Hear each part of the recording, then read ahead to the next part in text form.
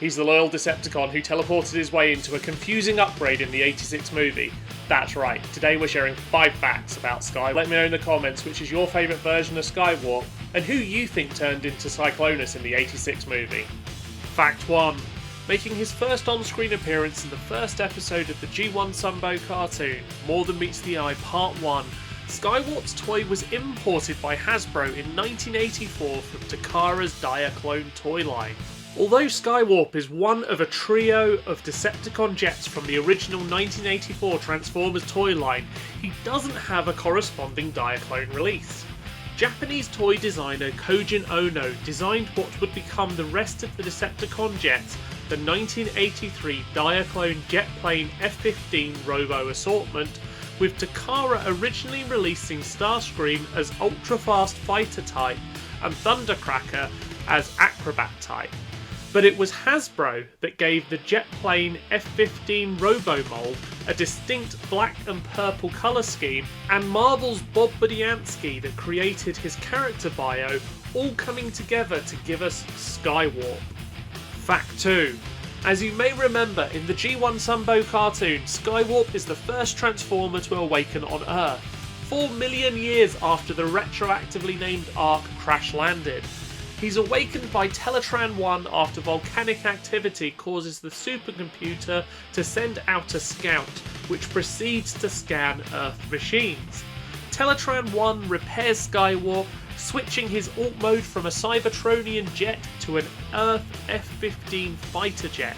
Those familiar with More Than Meets the Eye Part 1 will know that Skywarp uses Teletran 1 to revive the rest of the Decepticons, who then leave to conquer Earth, before Starscream fires at the Ark to say goodbye, causing an avalanche that causes Optimus Prime's body to tumble into Teletran 1 and be revived himself.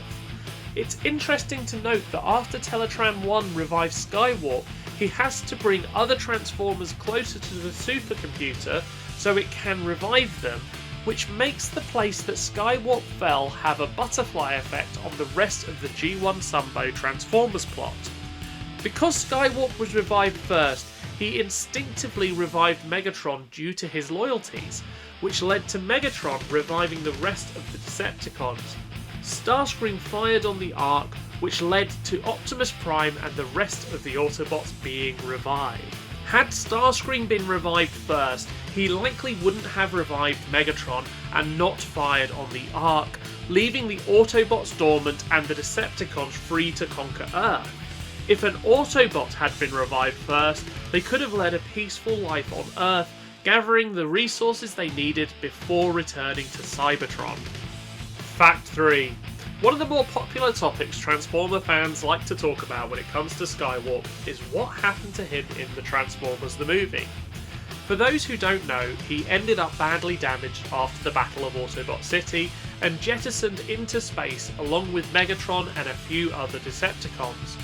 After drifting through space, Unicron makes Megatron a deal he can't refuse and begins reformatting him along with Skywarp and the rest of the damaged Decepticons. In this reformatting scene, something confusing happens. We see Skywarp and Bombshell in the same scene together, both reformatted into identical looking robots, as Unicron announces Cyclonus, the Warrior and his Armada.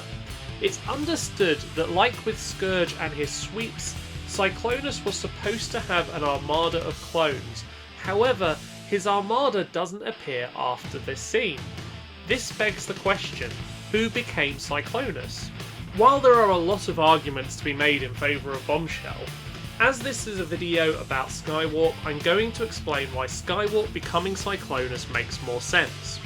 Skywarp shares a lot of similar traits with Cyclonus. They both transform into jets. They're both extremely loyal to their respective leaders. Neither are the smartest Cybertronian. On the flip side, Bombshell would make sense to fill the role of the sweep-like position of Cyclonus' armada, especially as Insecticons have the ability to self-replicate. There's no definitive answer to who Skywarp became, so let me know your thoughts in the comments. Fact 4. On the original G1 toy packaging, although Skywarp and Starscream have the right bios, their tech specs got switched around. This must have been pretty confusing back in the day, especially as Skywarp's bio quite simply states, "not too smart," but then the tech specs show that he has an intelligence of 9 out of 10. Conversely, Sophisticated Starscream only has an intelligence of 7.5 out of 10 on his tech specs. While this blunder isn't quite as impactful as some Streaker and Sideswipe's bios being switched around, giving Sideswipe a jetpack he didn't originally have for the rest of the time, it's still a bizarre mistake to have made. Fact 5. In the G1 Sunbow cartoon, Skywarp was voiced by legendary American voice actor Frank Welker. Welker also voiced Skywarp's beloved leader Megatron, his upgraded form Galvatron, and fellow Decepticon Soundwave, Mixmaster, Rumble, Frenzy, Ravage, and Ratbat. From the Autobot ranks, Frank Welker voiced Mirage, Trailbreaker, Sludge, and Wheelie. Outside of Transformers, Frank Welker is famous for providing his voice talents on Scooby-Doo, Muppet Babies, Garfield, Futurama, The Jetsons, and The Smurfs. This is Prymus84, and you've been watching the 5 Facts of Prymus. Thanks for watching. Let me know in the comments if I missed anything, got anything wrong, or if there's anything you want me to cover next.